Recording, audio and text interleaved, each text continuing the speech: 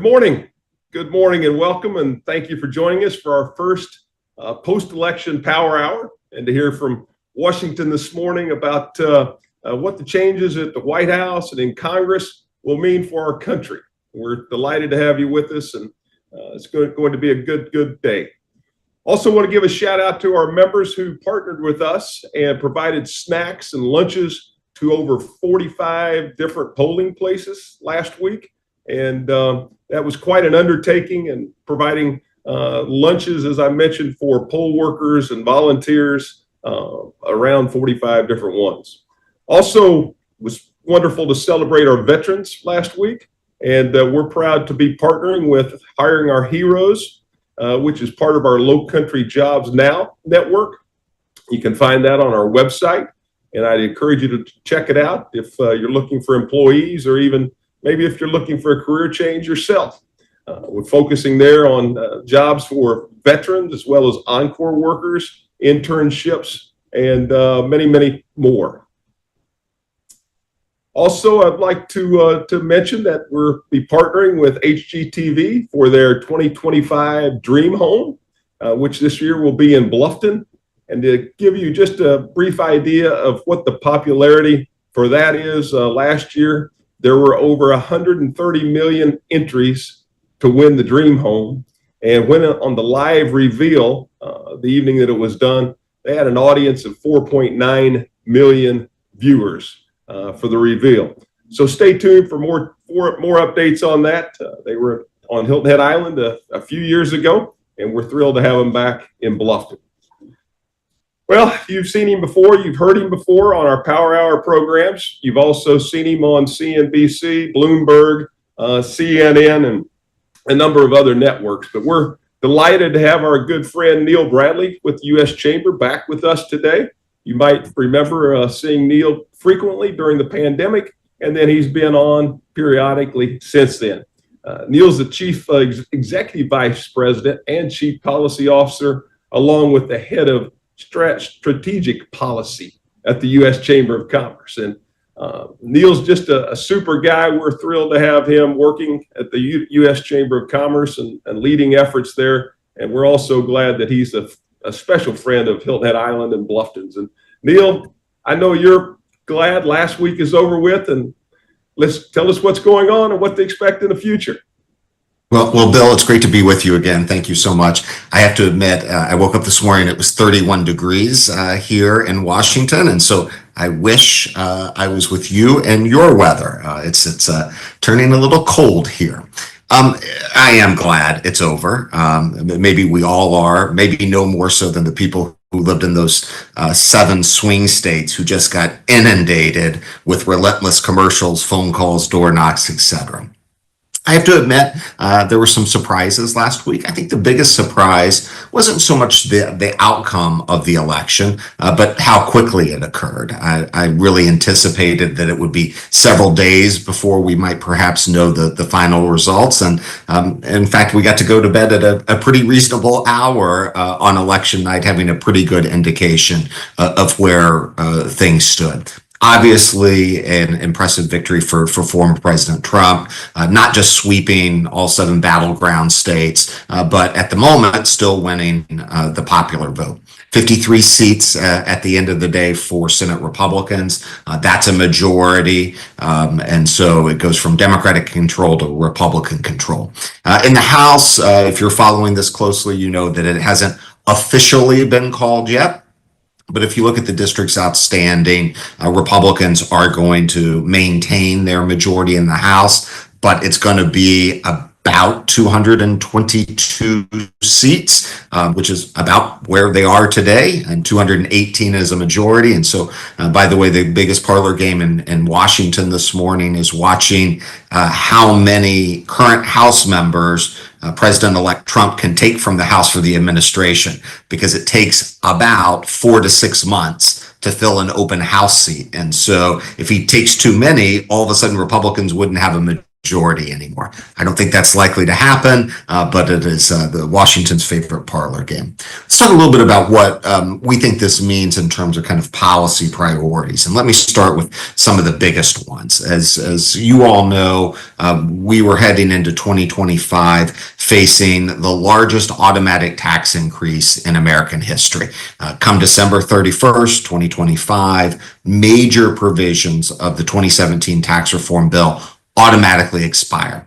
In net, about $4.5 trillion in automatic tax increases. Importantly, if you're a partnership or an LLC or a sole proprietorship and you pay your business taxes through personal income taxes, your top marginal tax rate would have gone from 29%, or will go from 29% to 39% overnight. And we've been gearing up to figure out how we navigate kind of this challenge. The unified Republican government means that Republicans will be able to use a process called reconciliation, where they only have to get 51 votes in the U.S. Senate. There's no filibuster to be able to address that tax cliff. And so this is the same process that was used in 2017, where Republicans also had unified government to enact the tax reform bills. And so we're confident that we're going to avoid that automatic tax increase. There's still a lot of work to do, as you saw on the campaign trail. President Trump has some new ideas on the tax policy side. There's a whole bunch of new members. Fully 60% of the members of the House have been elected since 2018. And so tight margins, a lot of work to do, but we feel confident. Regulations. One of the things that we've spent the last 4 years doing is really fighting the regulatory overreach of the Biden administration. We've sued them 14 times alone just this year. President Trump and a unified Republican Congress have the ability to roll back a lot of those regulations. Some of it will happen quickly using special expedited processes for recent rules. Some of it is going to take months and in some cases years to roll back as they have to go through new rulemaking processes. But the direction of travel is going to be positive. All of the uncertainty that's been created around competition and antitrust policy will go away. This won't be a problem for you in South Carolina, but it will be a problem for the nation and for companies in other states. We are watching some of the progressive states indicate that they're going to simply pick up those regulatory and antitrust policies of the Biden administration that Trump is rolling back and impose them at the state level. If you operate in those states, that obviously creates new hurdles. But in general, it's great news on the regulatory front. There's a couple areas where I think the business community is going to have to navigate. First and foremost is tariffs. You've heard President-elect Trump on the campaign trail talk about tariffs in a whole bunch of different ways, almost all positive. Sometimes he talks about them as leverage. Sometimes he talks about them as a revenue source. We know that tariffs are taxes on American consumers and businesses, that they really do impact retailers. They especially impact people who are manufacturing in the United States and may have to import parts. And so we don't know exactly where the president's going to go on tariffs, but we're making the pitch to him and to the administration that we have to be really careful here. Taking on China, dealing with the national security threats, unfair methods of competition, we're supportive of that. The kind of broad-based tariffs would really counteract all the other good things that we have going on in the economy. The last I would say is workforce. If there's one thing that's maybe really different today than it was when when President Trump took office the first time 8 years ago, it's that we are today in a chronic worker shortage across the United States. And so as we think about the challenge of controlling the border, which he's absolutely going to do and needs to be done, we're very focused on doing that and figuring out how we expand legal immigration. And here you've heard the president talk more favorably towards legal immigration than maybe he did 8 years ago, although some of his advisors are kind of still taking the opposite approach. We're going to be working, because we think this is something that Congress is really going to have to tackle, to figure out how we both secure the border and raise those levels of legal immigration. Because if you combine more people entering the workforce legally, the right tax policy, and getting regulations right, we really do have the opportunity to sustain the kind of economic growth that we're hoping to see. One last thing, and I'll just end here, and I may have 1 minute for questions, and I apologize, but I have to run to a 9:30, yes, Republicans have unified government, but there are still limitations, really tight majorities. You still have a filibuster in the Senate and you need 60 votes. So you will hear kind of wild expectations about all the things that are going to immediately start passing in Washington. My advice is to temper that. It's still Washington. It's still really hard to legislate. You still have to build coalitions. And so that's the work that we're about doing. And we're so excited to be able to partner with Bill and the team there to do just that. Thank you, Neil. Thank you. Maybe one question before you need to run? Please, yeah. Yeah, that question's coming from Karen, and Karen is asking, what's your outlook based on the election on healthcare and Social Security changes? I don't think we're going to see any Social Security changes. That the president-elect's kind of taken that off the table.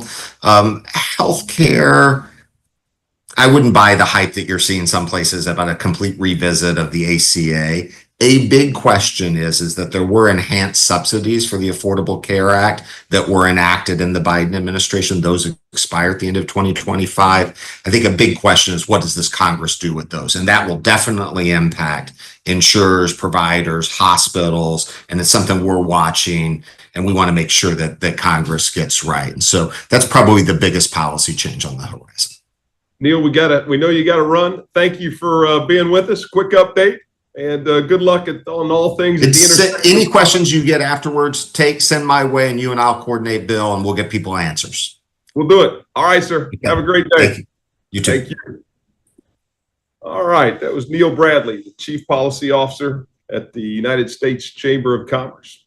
We're going to circle back a little closer to home now, and we're thrilled to have with us Russell Baxley. Russell is the President and CEO of Beaufort Memorial Hospital, and is certainly doing some very, very interesting things at Beaufort Memorial Hospital as it continues to grow. And today, the particular topic we're going to be talking about is what I like to term as essential housing or workforce housing. And what Beaufort Memorial has done is certainly unique. And Russell, we're looking forward to having you talk to us about that this morning. Yeah, absolutely. Thanks, Bill. Appreciate you guys having me. And what a great segue. Mentioned workforce shortage across the nation, and we're talking about workforce housing, which is something that I think helps address the workforce shortage issue. And I think, while not unique to Beaufort, maybe a little bit more pronounced to the Beaufort County area, given the cost of living in this area, mostly driven by housing and childcare, and both are near and dear to Beaufort Memorial's heart. But I think today we'll focus a little bit on housing and really 4 projects that we've kind of taken up as opportunities to maybe provide workforce and innovative housing opportunities and unique and different partnerships, both with the county, several municipalities such as the town of Bluffton and the town of Beaufort, as well as private developers like Woda Cooper companies. We've kind of started being the convener, if you will, of a number of different owners of this project to say, how can we all come together and really create something unique and special in Beaufort County, maybe create almost a playbook that others can follow. But I think one that is most ready and is announced and we're kicking off is a multifamily housing project, the Livewell Terrace in Bluffton and Buckwalter Place. As you guys know, we're looking to break ground on a new facility there in January. And as we do that, and as we need to recruit more people to work with Beaufort Memorial, we got to find them places to live that are affordable. And so we have worked with the county to secure and acquire land in a partnership there. We've contacted and have an agreement with Woda Cooper companies as a affordable housing, workforce housing developer based out of Ohio, but they have several assets in the Savannah and Beaufort and Charleston marketplace, so they know the area well. And we've working with the town of Bluffton to secure 120 RDUs to build this facility and or this multifamily complex. And it has a unique twist on it because we're a healthcare provider. We also want to expand healthcare as well. And so we've secured and acquired the land with the county. Wodo Cooper is actually going to build the 120 units in a combination of 30 one-bedroom, 62 bedroom, and 33 bedroom units. And then we're going to build healthcare on the site, mostly focused on primary care and access to care as the site is coming together. So we're very excited. It's kind of this live, work, play concept that we put together, and ultimately, working with Wodo Cooper has been very helpful because that's their strength. Their strength is workforce housing and these developments, and in particular, they know how to navigate at a state level applications for, say, housing tax credits. And here recently, we were successful in securing a housing tax credit from the state. I think we were one of 5 successful applicants out of about 40 that submitted for this round of funding. And otherwise, without that tax credit, I don't think this project would be successful. And so the goal is breaking ground within the next calendar year as we work right now with utilities and access management and master planning of the site with the town of Bluffton. So still really a long ways to go, but I think a nice first step in what is 4 projects for Beaufort Memorial that we're working on. Another project that we're currently working on with Wodo Cooper, a similar concept, but it's land that we have owned for a while. And so what we're taking is Beaufort Memorial owned land, leasing that to Wodo Cooper. Again, working in this sort of live, work, play sort of concept where we will apply again for a tax credit at the state at the next round of funding with the goal to build a multifamily project with 70 units. But this multifamily accomplishes 2 things outside of the housing units themselves. It will be a child care center. So we currently have a location here on our north of the Broad campus, as we call it, the Beaufort Memorial, that houses about 100 children for our employees for affordable child care. We want a location south of the Broad River. So this multifamily complex will have one location or one spot in it that has our second child care location, early childhood education, and then also another opportunity to grow primary care access in a clinic that will be on this site. So, Wodo Cooper is really taking care of the site work and the core and shell, et cetera. We're doing providing the land and then the fit out of the areas that we would maintain in child care and primary care. But again, just a really unique way of kind of attacking this affordable housing issue. You take the cost of land out of the equation for the developer, you add in the housing tax credits, all that is helpful for meeting the 40, 60, 80 AMI threshold, so to speak, keeping the cost as low as possible back to the employee or any others in the community that could take advantage of this. And at the same time, Beaufort Memorial is getting shell space to enhance access to primary care in the area, as well as allow for an additional child care site, which again is important to our workforce. If I flip kind of to north of the Broad, we're looking in particular at 2 projects, but these take less of a feel and flavor of a multifamily kind of large apartment complex where you're mostly seeing renters, and we're really focused a little bit more on ownership, home ownership. And so we've got 2 sites that we're currently working on that would look more like single-family homes and townhomes, in which we're putting up some dollars specifically to acquisition of land, site development, working with utility companies, the county, the cities on other impact and tap fees, et cetera, making these sites somewhat pad ready, if you will, and then working with nonprofit organizations, banks, and others for somewhat these first-time home buyer assistance programs, et cetera, to maybe look at how do we allow employees a pathway to home ownership.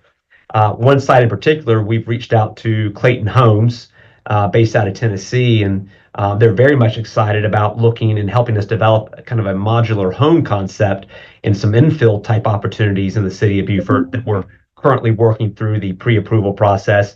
But again, same concept as we work with a home manufacturer. We look at some of a modular home concept. We work with them to build kind of in bulk and then build these homes on land that Beaufort Memorial's own, and then work on, how do we create opportunities for either rental opportunities for employees or those in the community or home ownership. I mean, we'd very much encourage and would like to say, hey, we'd love for you to take the opportunity to purchase these homes, and work with us on that. So really kind of have a mix of about 4 projects. Some are more focused on very large complexes that are mostly focused on renting. And then we have a few smaller projects that are very much focused on, how do we create home ownership? How do we help our employees build wealth? Have a home as an asset, which we think is important, and allow them to have a choice, right? Which pathway,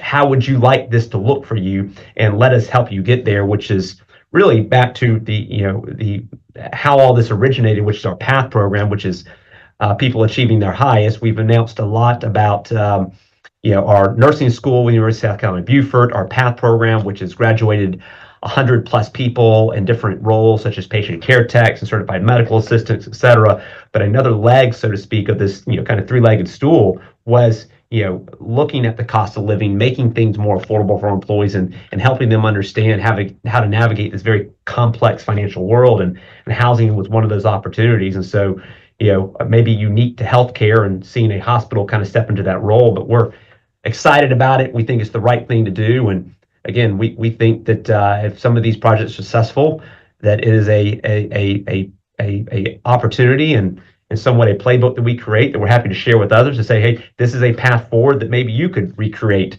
in trying to address the affordable housing situation. So a lot of these projects feel a long ways off. At one point, the Bluffton project felt a long ways off, but it's becoming more of reality. And man, we're excited to build this project and kick it off and cut the ribbon a year and a half, 2 years later on 120 new units in the Beaufort County area. Bill, let me pause there and see if there's any questions or any other commentary that maybe I can add. Okay, great. We have some questions coming in.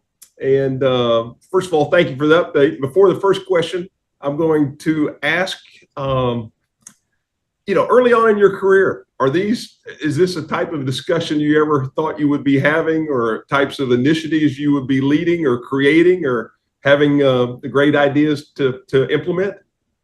No, I mean, it's a good question. I will tell you, prior to COVID, right, when, it feels like healthcare was turned upside down and we're still trying to navigate some of this post-COVID environment, no one in healthcare would have told you they were thinking about housing or a nursing school collaboration with University of South Carolina Beaufort or childcare for that matter.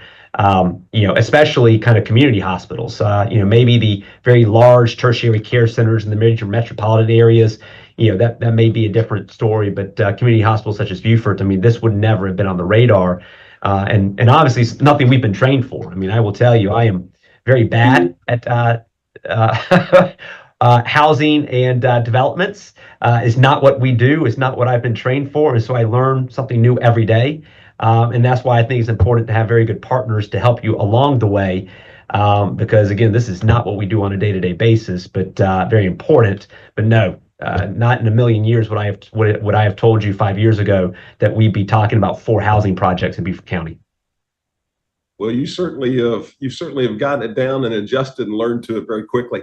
We have several questions from our viewers, and I'd continue to ask and remind if others have more to please put them in the chat box. The first one, Russell, is from Andrea, and Andrea is asking, what is deemed an affordable monthly rate for housing for a family of 4? Well, it's a good question. It kind of, I would say, aligns more with the rules around affordable housing and the housing tax credits and the area median income. And I would need to go back and look specifically at where the AMI sits today in Beaufort County. But for example, a 3-bedroom on kind of a sliding scale, and again, a sliding scale, whether you're at the 40th, 60th, or 80th percentile of the AMI, it will look different for the different families. But I would give a range of a family of 4. I think the ideal goal in a 3-bedroom apartment would be somewhere between the $1,200 and $1,400 a month range for a 3-bedroom apartment. That is ultimately where we would like to land if I kind of give you a range. And again, that may look different based on your income, but that's ultimately kind of a safe number that I could say that's where we'd like to be in most occasions. All right, thank you for that. Bob is asking, what is the criteria to be eligible for the workforce housing? Is back to that criteria where you fall on the area median income for Beaufort County, and how many units that we have to designate at each of those levels, the 40, the 60, and the 80. And so it's going to be a mixture of such. And again, I wish I had my notes in front of me from the last housing project, but I think the area median income for Beaufort County was around that $70,000 to $80,000 range, I believe.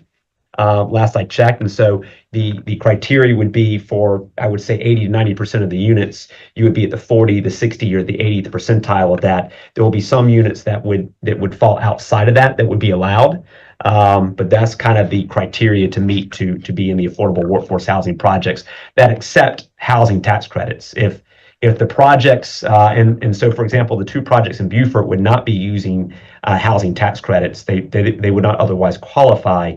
The criteria can be, I would say, less stringent and more, I would say, flexible in how we approach kind of who qualifies for those units. All right, thank you for that. Pamela is asking, what's the biggest challenge when it comes to recruiting nurses to our area? And in addition to housing options, what are you doing to recruit them? I mean, cost of living is the biggest challenge. I mean, across the nation, there is a nursing workforce shortage. Last couple of surveys, there's a couple of different surveys / studies that have been done specifically on the state of South Carolina, but we typically hover somewhere within the top 10 for the worst nursing shortage in the United States. And so I've seen that number in the last couple of years range anywhere between 5,000 and 10,000 nurses short by 2030. That's a lot of nurses for the state of South Carolina. And so we're all working to recruit more nurses to the area. I think outside of housing, I mentioned childcare. That is a big plus that we have an employer-sponsored childcare, one that can have flexible hours, and also one that looks and maintains the same sort of holiday schedule and storm schedule as the hospital. So to speak, that we remain open when other child cares are closed. And again, it's affordable. It is, anywhere between a 20% discount to a 50 to 60% discount, again, based on a sliding schedule for our employees, based on what you'd otherwise see in the marketplace. And so that's been very helpful. Competitive pay is really kind of a no-brainer that we're all struggling with as employers, right? Regardless of which industry you're in, we have to be competitive pay and keep up with how the market escalates. And then other benefits are important, and also maintaining that work-life balance. I mean, as you recruit more younger nurses or physicians for that matter, there's more and more wanting to understand how do you provide for a work-life balance. And I can only speak for healthcare, but I can tell you healthcare and hospitals in particular, which are 24/7, it is, we have historically struggled with work-life balance conversations. And so every day we're talking and trying to figure out how do we provide for better work-life balance for our employees. Thank you. Next question is coming from David. And David is asking, what role do you see Beaufort Memorial playing in the community as the healthcare landscape continues to evolve, especially with the growing emphasis on preventive and long-term care? Yeah, I think first and foremost, our role is to continue to expand access to primary care. I think if you look and specifically drill down on our medical staff, I think you'll see that we have one of the largest primary care group practices in the area. We employ 50 plus primary care providers, all of which have very full patient panels. And so I think the first thing we have to do is continue to focus on recruiting more primary care providers to the market. I will tell you that we always have a goal of starting 2 to 4 new primary care providers, nurse practitioners, physicians, and physicians in the Beaufort County area. And most years we're successful. Now, unfortunately, we recruit 4 and 2 retire, or 1 might go concierge, which, if you're traditional primary care and you decide to move to a concierge model, you take about 500 patients with you, but there's another 1,500 patients that don't otherwise are able to stay with you as a provider. And so they're looking for a new medical home. You increase that with, or you take that and you add on all the added growth we're seeing in the Bluffton, Beaufort, Hilton Head marketplace, and you kind of got a double-edged sword there, and it creates constraints and access issues within the network. And so We continue to recruit. We've got a plan over the next 2 years to recruit 8 new primary care providers to the area, 4 in what we call the Beaufort Ladies Island area, 4 in the Hilton Head Bluffton area. We have a new practice location we're building at the May River Crossings area in Bluffton that will add more primary care to the marketplace. And then we're recruiting, others that, are not more traditional primary care, but maybe are looking at more your geriatric type providers that are looking at long-term care and specialize in an aging population. Those are harder to come by, those that specialize in geriatric medicine, so to speak, and in sort of that older population. But that is something we're also exploring, and how do we expand access to that above and beyond just your general internist that we might otherwise recruit in the outpatient world. So, those are our 2 big focuses. And then we have some other things that we're looking at in terms of our home health partnership. How do we expand that with Amedisys? We are part of a home health company, but we think there's opportunities there to bring care, especially for an aging population, bring more care into the home, which we think is important. All right, thank you for that. Let's see. Cindy is saying that Live Well Terrace is a step in the right direction to workforce housing, the workforce housing shortage. Congratulations for leading the way. That was from Cindy. Next question's coming in from Jonathan. And Jonathan's question is, with the development of your new medical facility in Bluffton, what are the biggest healthcare needs you're addressing in our community? I think just more provider recruitment. I think we need to build a larger, more diverse medical staff. I know that we continue to struggle with certain subspecialties such as gastroenterology, neurology, I would say vascular surgery is an opportunity to increase, urology, another opportunity. And so, I think as we expand as an organization and health system and create more time and more operating suites for specialists to practice in, it allows us the ability to recruit them to the market, gives them a new hospital to see patients and do the work that they're supposed to do. And that's important because I will say, for example, Beaufort Memorial, we are right now undergoing an OR renovation, but we have no OR time left. We've recruited a number of surgical specialists to the area, and we struggle to help them find operating time.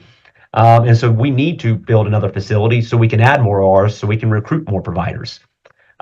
We also know that certain people want to live north of the Broad, certain people want to live south of the Broad, and having another facility south of the Broad allows us to recruit and have our providers live, work, and actively be in the Bluffton Hilton Head market and practice closer to home versus coming to Beaufort Memorial and Beaufort. So I think that's important as well, to expand access to care within the community. So that new location is just going to allow us to recruit more specialists to the market and just increase access to care. Because again, I know that we already this year have probably 4 or 5 subspecialists retiring at the end of this year who are already retired, which is going to create constraints for patients that are used to seeing those specialists that no longer have that home, that we're going to have to figure out collectively together. Last question we have coming today is from Charles, and Charles is asking, with the rising healthcare costs, how are you balancing affordability and accessibility with the expansion of services and facilities in Bluffton and surrounding areas? It's a really good question. I'll start with primary care and back to a very good question about preventative care. I mean, I think the first thing is we reduce the cost of healthcare by keeping people out of the hospital. And ultimately that starts in the primary care home. And so we've got to expand primary care to allow people to have access to care and keep them healthy and otherwise away from the larger, the higher cost areas. We're here when you need us, and hospitals are very important to the healthcare ecosystem, but it is the most expensive place to receive care. I think also what you've seen Beaufort Memorial do is expand access to care through different levels of urgent care. There is the ER, but the ER is appropriate for those higher level sort of emergent visits. But you see a lot of people using the ER as where otherwise an urgent care can be used. And so we have 3 urgent cares in the area, which is a 12-hour location at a lower cost of care, that's convenient and accessible, that can see probably 30% of actually what arrives in the emergency room. So we focus not on just emergency room care, but urgent care, primary care, and then we do partner with Publix on telemedicine. Telemedicine is another opportunity and the lowest cost of care for urgent care and access to primary care visits. So we really truly believe that right care, right time, for the right price. And ultimately, that's why we've taken this approach of telemedicine, primary care, urgent care, and emergency care. We need to expand all 4 in order to give our patients access to the right cost of care. And so that's really kind of what we've taken the approach of. And then, as we build the facility in Bluffton, I think what you'll see is we're not overbuilding. I think we're building a appropriately sized facility that will be able to take good care of the community. But if you overbuild, somebody has to pay for that at the end of the day.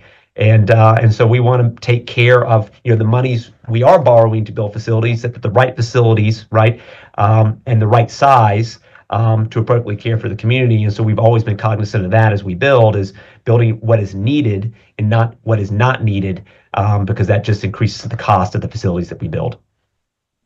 Russell, we've had a couple other messages just while you were talking, and both of them were just thanking you for your creativity and leadership on these initiatives. So congratulations on that.